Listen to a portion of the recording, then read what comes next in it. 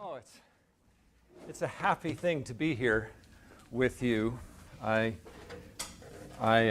think it's safe for me to assume that you're here because you love Christ Church and you are faithfully heeding God's call in your life, and I praise Him for that, and I thank you for that. I thank you too for having read my book, and I will beg your indulgence because at a certain point in my presentation, I'm actually going to read a couple pages from it. In preparing for today, I thought that there's this one passage that's particularly dense, and I thought it might help you to think it through with me here this morning. So when we get there, I'm not nuts. I know you've already read it. All right. So my wife and I, we homeschool. And for the last 2 years, we've been blessed to participate in the local chapter of a nationally known homeschool community and curriculum.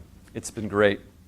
My boys have found friends and have heard their lessons from home reinforced in the classroom by other adults. But every rose has its thorn. And there's been a little tension between Mrs. Munson and me, for which I have to take the blame. On those occasions when I'm supposed to oversee the boys' homework, I have strategically left out the timeline song.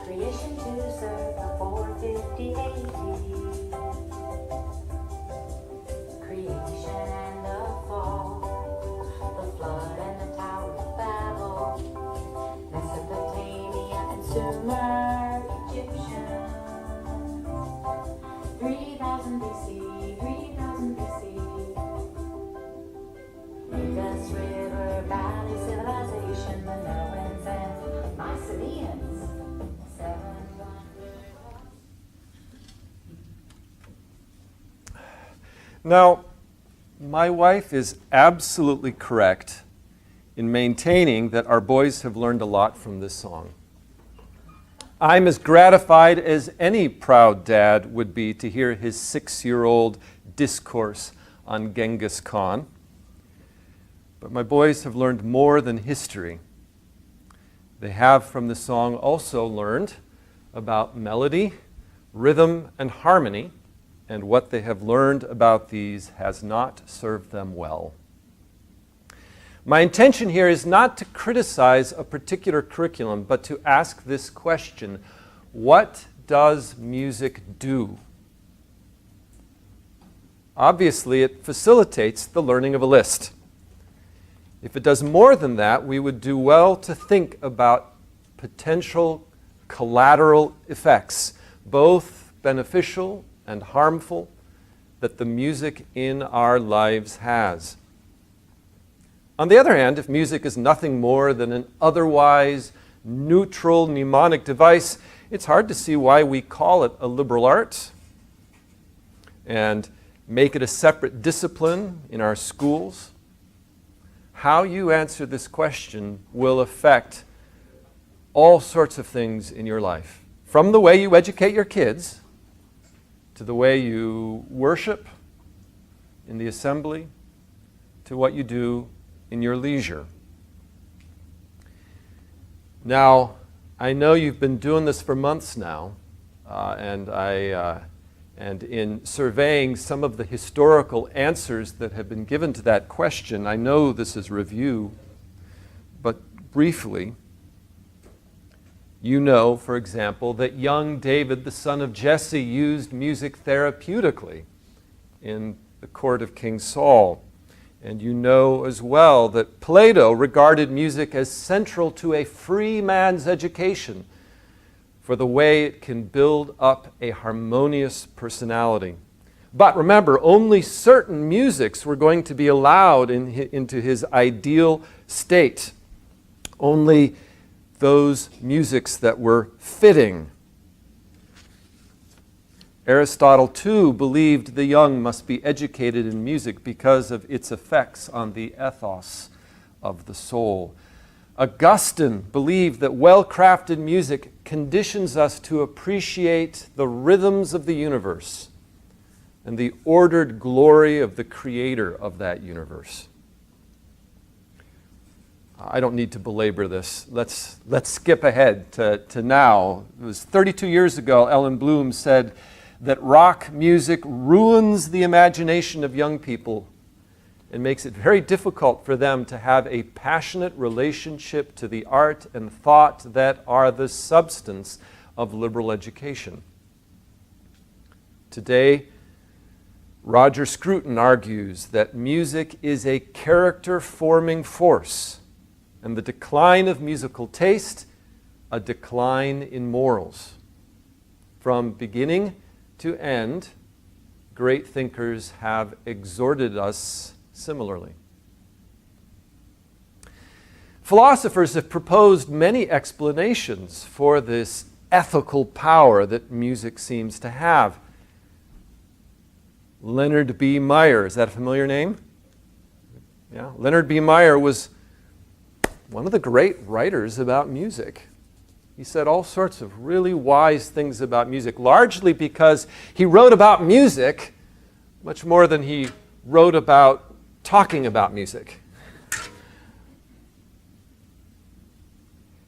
His books are full of insight into how the surface relates to depth,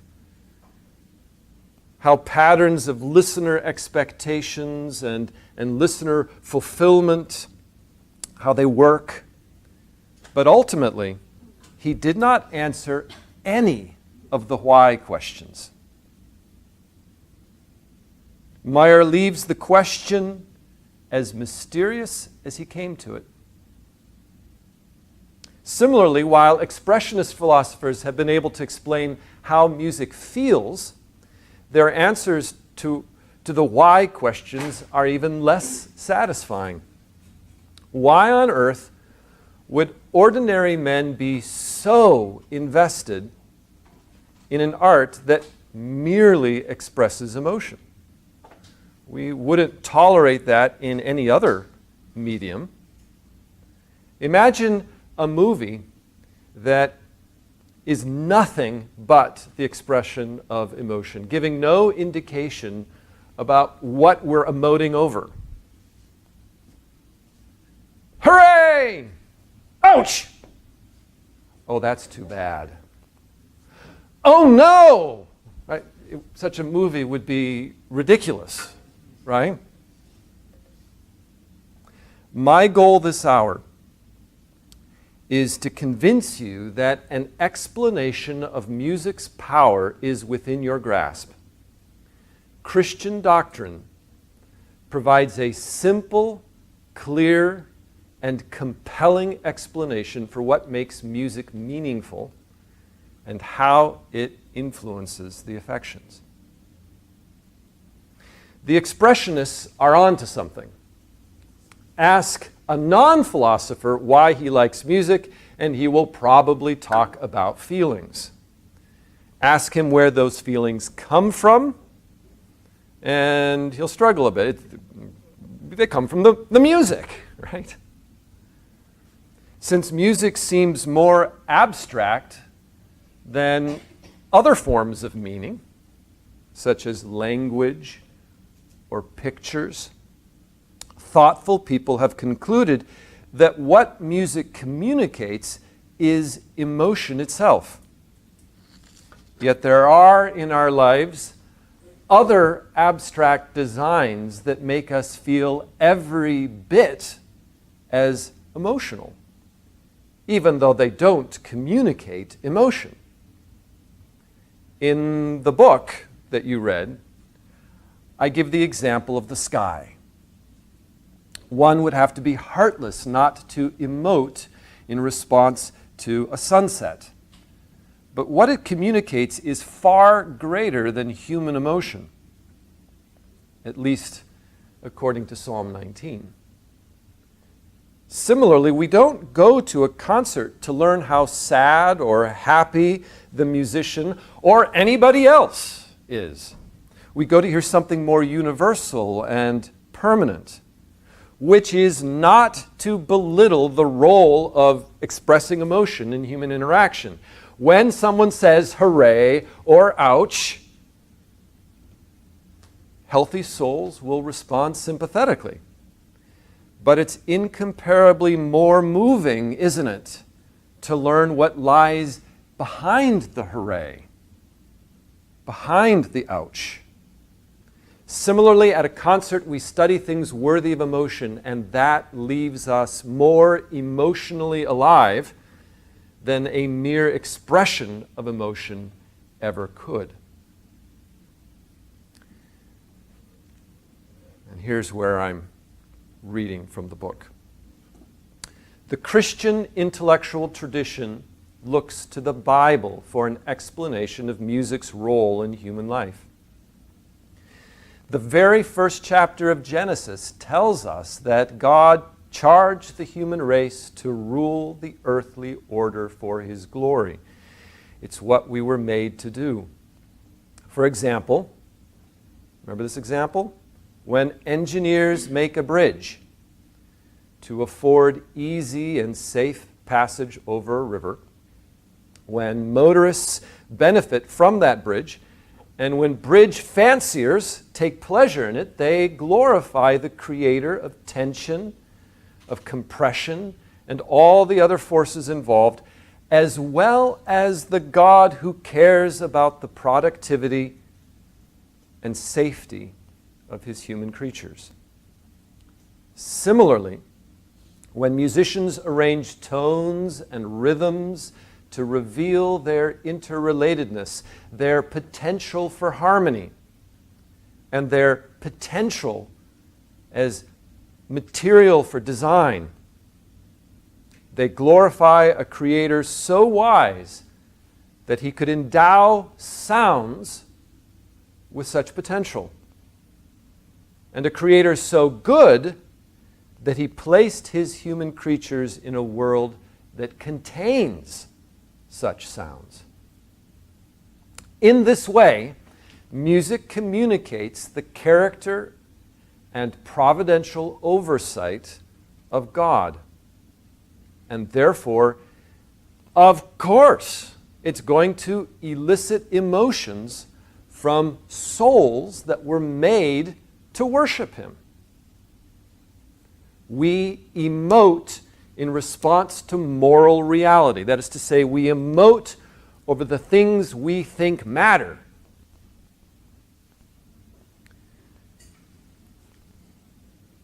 Music is a moral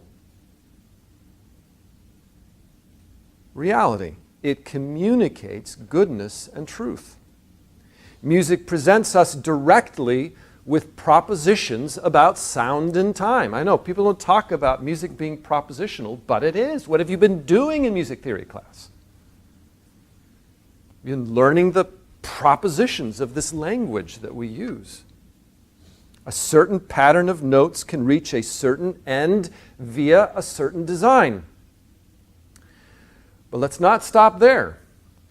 Music also presents us indirectly with propositions about the Lord of sound and time.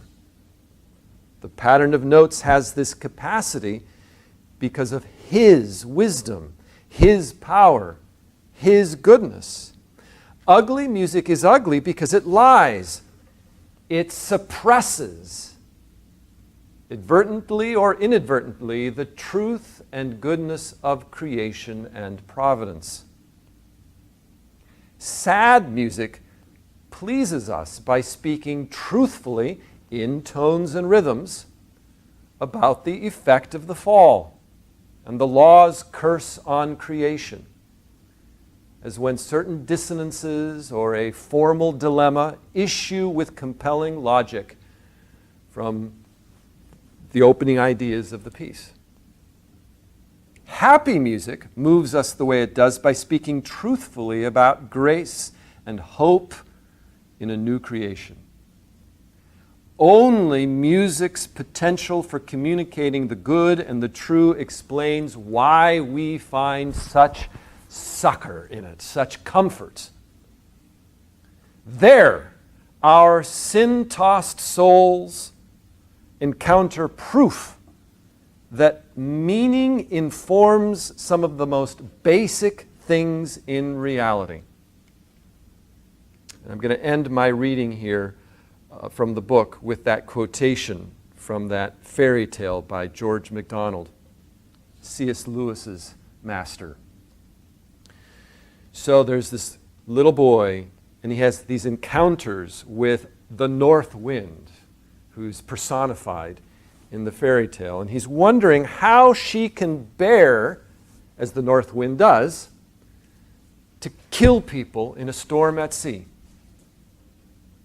And she says, "I will tell you how I am able to bear it, Diamond. I am always hearing, through every noise, through all the noise I am making myself even, the sound of a far-off song.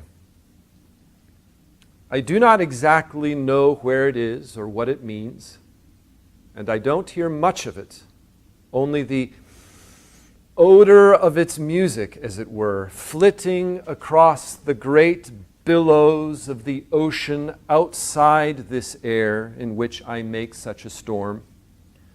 But what I do hear is quite enough to make me able to bear the cry of the drowning ship.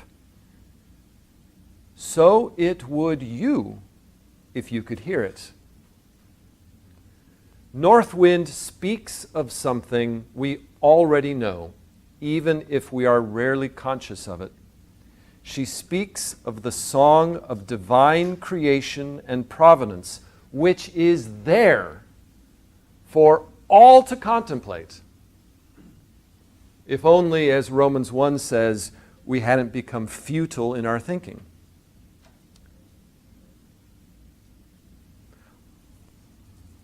The song of divine creation and divine providence, of which human songs are echoes. Some of those echoes sound more like the original, some of those echoes less like the original, but they're all echoes. The hearing of these echoes brings pleasure to people of all ages and all cultures, whether they be children singing their game songs on the playground, whether they be dancers following their steps and floor patterns, whether they be a scholar studying a fugue. The muting or distortion of these echoes brings distress, which is why we respond so negatively to the music we don't like. In summary, what does music do? By demonstrating the capacity of tone and time to be shaped into coherent patterns, music assures us of the goodness and wisdom responsible for our world. Moreover, because music is an art that unfolds in time, it can mimic providence, which also delights us. Everyone longs for evidence that time, that history is meaningful, that there's something which unites the events of our lives. Listening to music, I notice what's happening right now, and I compare it in my memory to what happened a few moments or a few minutes ago. Is it the same? Is it different? How is it different? What transpired in the meantime to keep it the same or to change it, and to change it in this particular way? And what does this suggest about the path of the song. What will I hear next? What will I hear in a few moments? What will I hear in a few minutes? Then I listen to hear if my expectations are fulfilled. In this way, the pleasures of music are not unlike the pleasures of listening to stories or watching movies. Mind you, I'm not talking here about classical music. This model of what music does that I'm presenting today really accounts for what happens to some degree in all musical experiences, even the most primitive. When a small child repeats a sound rhythmically over and over again, dooby dooby dooby dooby dooby dooby dooby dooby dooby dooby dooby dooby dooby dooby dooby dooby dooby, it might drive you crazy. But he is reveling in the sheer sensation of ordered time. He's a son of Adam. That's what he was meant to do. As he matures, he'll discover greater pleasures in more meaningful structures. The more meaningful the design, the more of God's glory there is to be enjoyed, and the greater the pleasure. Let me play for you two samples that demonstrate how full music can be of the kind of meaning that I've just described. To this end, I've selected purely instrumental pieces. If it's true that music by itself can say this much, you can infer something of what it can do when interacting with words. I've selected two samples to suggest the limitless variety of which music is capable, and I selected them almost at random. Today, it's Beethoven and Liszt, but I could have selected just about any passage from the major works of any classical composer, and it would have served just as well. For this is what earns a particular repertoire the label classical, that it bears a surplus of meaning, that it rewards what C.S. Lewis calls reception. Remember chapter 3 in the book? I hope and pray that that chapter whetted your appetite and that you'll go and read the whole book. It is the best account of artistic excellence that I know of. Here now is the beginning of the last movement of Beethoven's First Symphony.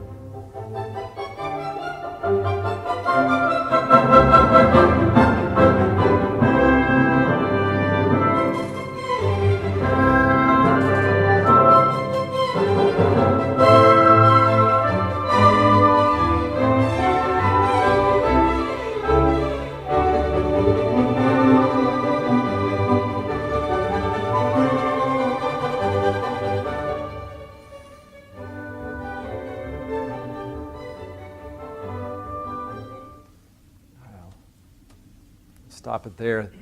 You hear how playful that is.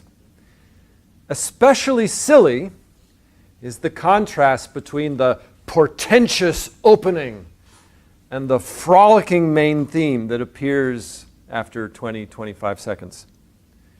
Besides the contrast of expressive effect, there's an extreme contrast of tempo, from slow to fast, and of texture, from unison violins to all strings in harmony. There's also a stunning contrast of tonality or key, First, the whole orchestra plays one sustained pitch loudly. Then, a series of 3 notes rises from that pitch. Then a 4-note series, then a 5-note series, a 6-note series, and a 7-note series. Each of these series is a fragment of a scale. Do, re, mi, do, re, mi, fa, do, re, mi, fa, sol, do, re, mi, fa, sol, la. Now forget what you heard in the recording and tell me what you expect to hear next. Do, re, mi, fa, sol, la, ti, right? Ti is called the leading tone, as you know, because it likes to lead to do, the tonal center of the key. Except here, contrary to what he's led us to expect, sneaky Beethoven doesn't give us ti, he gives us te, a note from outside the key, reorienting us to hear some other note as do. We thought we were in one key, but really we were in another. So the change in expressive effect is coordinated with changes in tempo, texture, and tonality to present a multifaceted absurdity. It's vital to note, however, that the absurdity comes not merely from the juxtaposition of incongruous elements. It's that one element is syntactically the antecedent of the other. It's preparing us. It's not merely that one abuts the other, like in some slapstick routine or some Monty Python sketch. It's that one leads to the other, but in an unexpected way. We use this in jokes all the time. If you've studied the ancient art of rhetoric, you'll know to call it paraprosdokian and impress your friends. Here's an old example that Will Rogers used. I don't belong to an organized political party. I'm a Democrat. Right? You think you know where he's going, and he's preparing you, but then he's off somewhere else. Now, believe me, we have only just begun to consider how this short passage means what it means. There's so much more to it. The scale is a motif Beethoven is working with. I want you to hear how that motif operates on multiple levels of perception. Each scalar fragment ends on a downbeat 1 pitch higher than where the previous fragment ended. So then, you tell me, what larger pattern does this produce as our ears relate the downbeats to each other? Do, re, mi, fa, do, re, mi, fa, sol. Got the rhythm wrong. Do, re, mi, fa, sol, la. What is that? It's producing a scale made up of scales. A meta scale, if I could call it that. There's a delightful correspondence between what we hear on the surface and what we hear structurally. Now, I'm going to play the passage for you again. And as it unfolds, notice how the motif of the scale is taken up in dialogue by various voices. In the second strain of the fast theme, you'll hear a scale in the bassoon and low strings as an accompaniment figure, which shortly thereafter migrates to the violins at the top of the texture. Then, twice as fast, the violins flip the scale upside down, so it descends rather than ascends. Best of all, we get a sequence of these fast descending scales, each 1 step lower than the one before. So, once again, we get scales within a scale, but going the opposite direction. It's hilarious.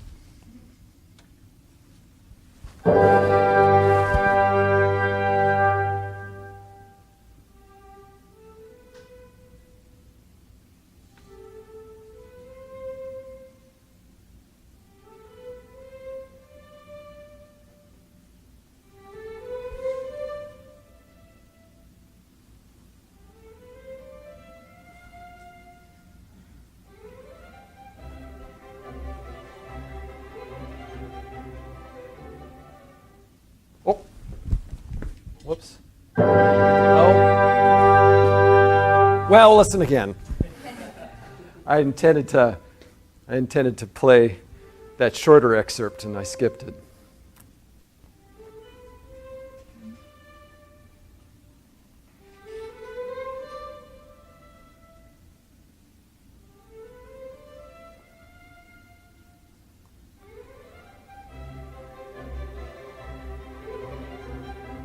All right, bassoons. Now, up to the violins.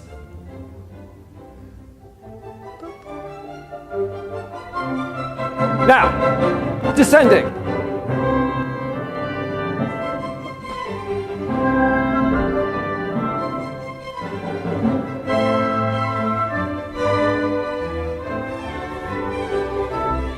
See?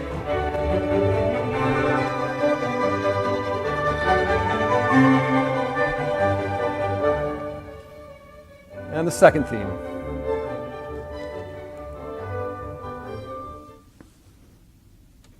So in half a dozen ways, we've heard the richness of Beethoven's humor. And there's more to hear we don't have time for. I'll just say this. For example, the attentive listener is tickled to discover that these shenanigans parody how the whole symphony began back in earnest at the beginning of the first movement. He's making fun of how he started. But further riches can wait until future listenings. One of the greatest pleasures in listening to classical music is the realization that you can listen to it dozens of times over many years and continue to discover new things in it, just as you can in creation and providence and Scripture. Before proceeding to my second sample, a caveat. Please don't infer from what I've been saying that people who enjoy Beethoven are somehow consciously identifying these processes. They're not sitting in a concert and going, oh, that's the inversion and that's a meta scale. Get it? Ha ha ha. No. We consciously identified them just now for the sake of argument. This is a classroom. It's our job to analyze jokes. How perverse is that? And it was awkward. It's always awkward to talk about music. But you don't have to analyze music to appreciate it. You just have to pay attention to it. Just as you don't have to analyze a story to appreciate a story. You don't have to analyze a movie to appreciate a movie. You just have to pay attention. Anyone can hear what's happening, even if he can't put it into words. Now, let me balance my comic example with a serious example. Let's hear Liszt's piano piece entitled Sursum Corda, which means lift up your hearts. He's alluding to the Eucharistic prayer of the Roman Catholic Church, where these words, uttered in dialogue between priest and people, initiate a great hymn of thanksgiving. Don't expect, however, a placid or triumphant state of mind. We have to lift, because our hearts are not where we would have them to be.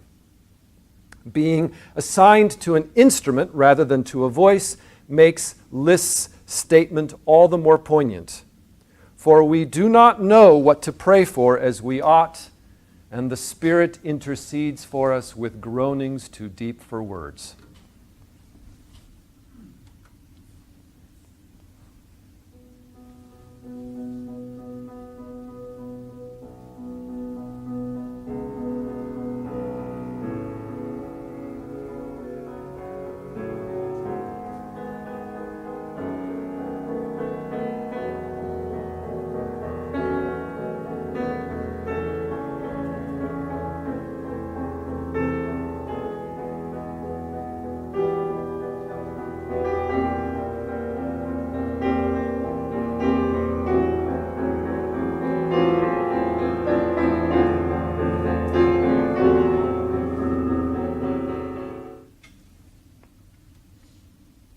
Out of the depths, a melody heaves way up to a high note, a note dissonant against the harmony, and clings to it for dear life. Sol, la, sol, fa. Now you and I, we both know that big leaps like that are not unusual in music. Dissonance is not unusual in music. But to have the leap coincide with the dissonance makes it a striking metaphor for longing, exertion, and strain. A strain eased somewhat by what the melody does next. A measured descent, step by step, down to its tonal center. Sol, la, sol, fa, fa, mi, re, do. Except, do gets buried by the ever-thickening texture of notes above it as a second statement of the melody begins 1 octave higher than before. Just as in the Beethoven, so too here, there's a correspondence between the surface of the music and the underlying structure. The melody reaches upward with its leap, and so does the piece as a whole with its octave transpositions. Let me show you.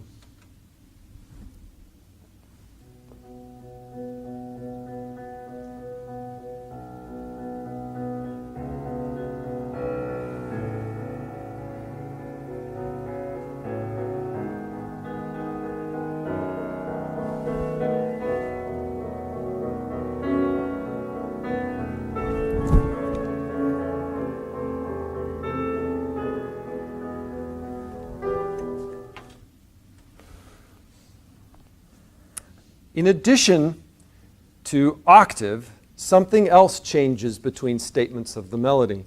Although the first statement's ending was nearly squashed under the weight of all those notes, it was nevertheless there. The second statement, however, never reaches do. Rather, like my prayers, it gets waylaid by notes outside the key and loses sight of the goal. Here's that second statement.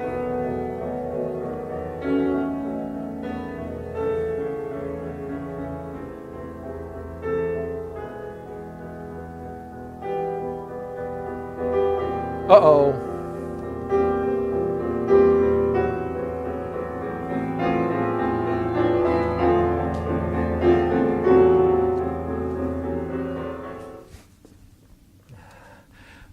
I want to play the whole piece for you. As we proceed past where we've been stopping, you will hear phrases half as long. This allows the pace of the prayer to pick up, even though the tempo itself doesn't change, building to a climax that is intensely dissonant. Resolution does not occur at the climax, but afterwards, and in a way that none of us could anticipate, which makes it all the more luminous.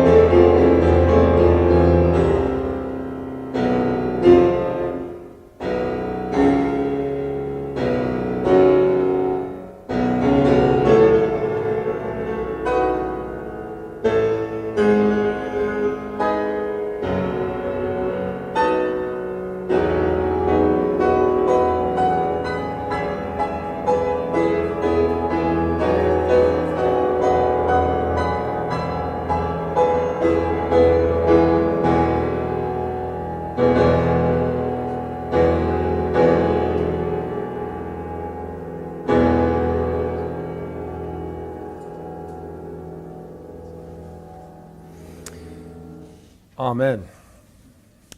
Let's back up to my opening anecdote about the timeline song. It may be obvious by now what this theory of musical meaning implies for education, for example. By teaching the young to attend to music, by leading them to contemplate the best that has been thought and said musically, we hone their sensitivity to the audible glory of God and hopefully whet their appetite to enjoy that glorious God forever in Christ. It is about their capacity for joy. It may be obvious, too, what this theory implies for our leisure. The doctrine of general revelation teaches us that the purpose of things in this world is to speak, and that we were made to listen. So we should not be surprised if all the best pleasures come from paying attention.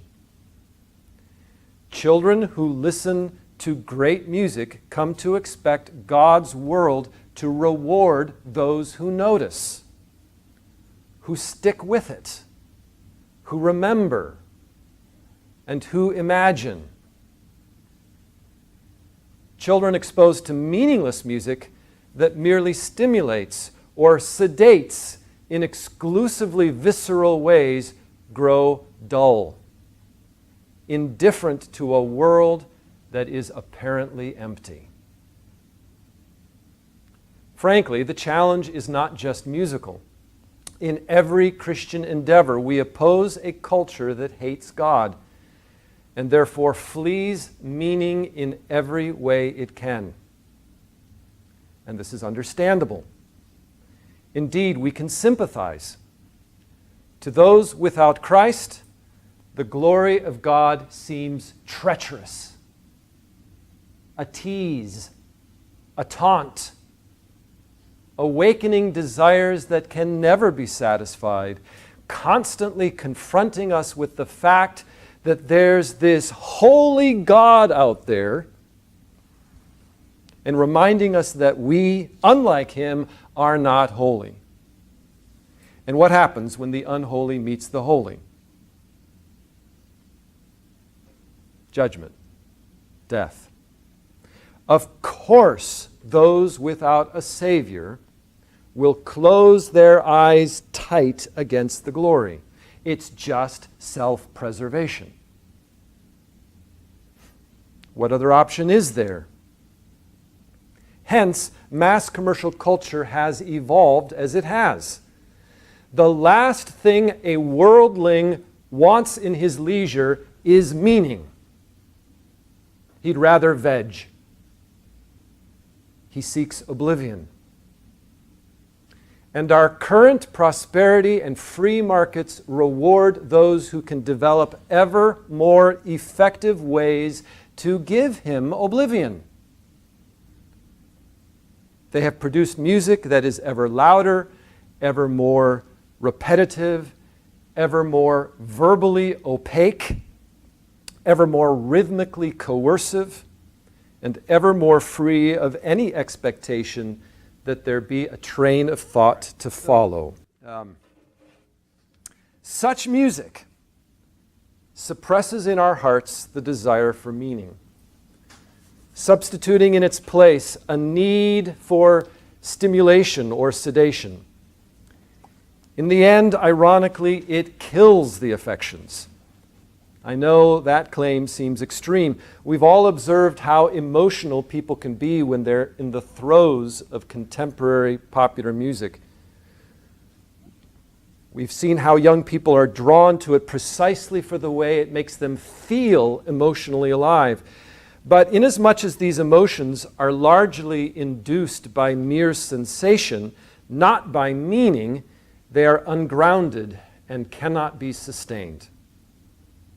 By definition, spiritual health involves caring about what's real.